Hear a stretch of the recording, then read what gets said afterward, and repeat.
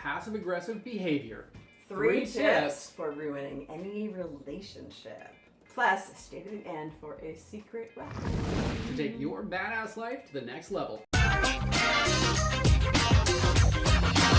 I'm Heather. And I'm David. From ZenRoseGarden.com. Yes. Helping people create badass lives. Passive-aggressive behavior is the symptom or the manifestation of unreasonable internal blame. Because you haven't built up the skills to directly communicate what you're actually feeling, it becomes a passive-aggressive behavior. For an external source and resentment and anger. Tip number 1. Cold shoulder or the silent treatment. This is a big passive-aggressive behavior. You really want to be loved and you really want a hug, but you want somebody to chase after you to make you feel worthy. Well, the problem is the person doesn't know you want to be chased after. They're going to honor, stay away from me. They're going to honor your body language. Or expecting your partner to figure out why you're mad. You're storming around going, And if you're expecting your partner to figure it out, you're making it really hard on them. And honestly, they may just walk out the door and go get an ice cream.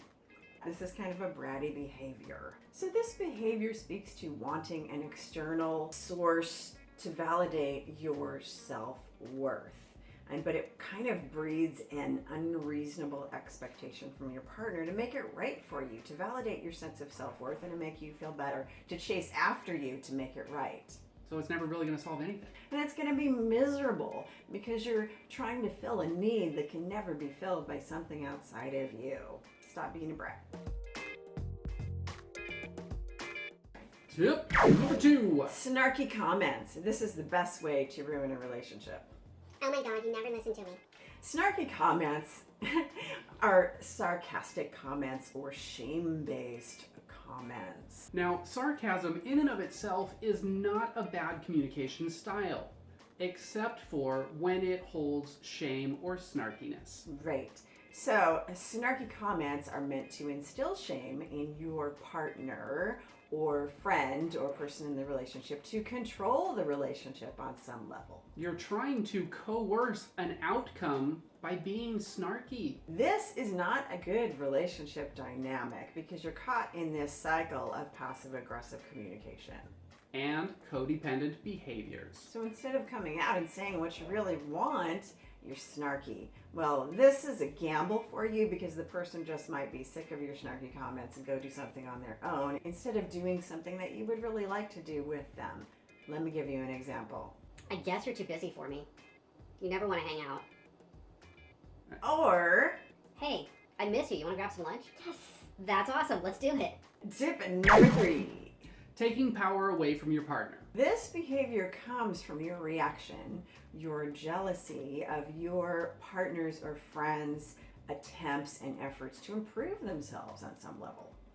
So because you're not feeling solid enough, you're going to make somebody else feel bad because you're not living up to yours. Or you're going to try to crush their hopes and dreams or give them backhanded compliments. Let me give you an example of a backhanded compliment. When you have a friend who spent a couple of months getting into shape, losing weight, eating healthier, they're fantastic, they look really great, and you go to them and you say, hey, you look fantastic. What have you been doing because you were really fat before? When you're trying to disempower somebody else by giving backhanded compliments, whether you're aware of it or not, the only thing that you're really doing is disempowering yourself. You're showing them that you have jealousy. So take a look at yourself if you find yourself giving a backhanded compliment or disempowering someone. You might actually just be jealous deep down inside of that person's success and afraid that you can't do it yourself. Now it's time for that bonus tip. Bonus tip. Know the symptoms of your behavior. Right. Now, at the root of our passive-aggressive behavior is fear. And the reality is there are only 2 root emotions. So if you boil any emotion down, it can either be love or fear. So the way this fear might manifest in your behavior when you're not being passive-aggressive is you might feel restless or bored or angry or just irritated. These are the seeds of being passive-aggressive in your relationships. You might be looking for an outlet to distract you from looking at the real pain of your stuff. So that outlet might be a passive-aggressive behavior that gives you a little bit of relief from that anger and irritation that you're holding inside. And you might even be blaming other people for this type of behavior without actually looking at yourself. You might actually be blaming someone else for using this behavior, and you're using it yourself. It takes a little bit of self-work and getting back to self-love. If you're operating from fear, you're operating from insecurity. If you're operating from love, then you're operating from truth. It's easy to say what you actually want. The goal is to get yourself out of this pattern by breaking your own fears, breaking free from your fears, and learning how to self-love. Where are you living up to your potential, and where are you slacking?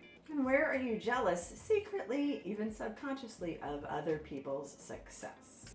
You just learned 3 tips to use passive-aggressive behavior to ruin any relationship. Now it's time for that secret weapon. We're inviting you to our special Facebook group for badass personal development. Click the link in the description to join. Yes. If you like this video, hit that like button. If this video helped you in any way, be sure to share it with a friend. And if you have any questions, drop them in the comments because we would love to hear from you. For more badass life tips, be sure to subscribe. And click that bell to turn notifications on So you're the first to know when we drop a new video. or go live. Thanks for watching. And we'll see you in the next video.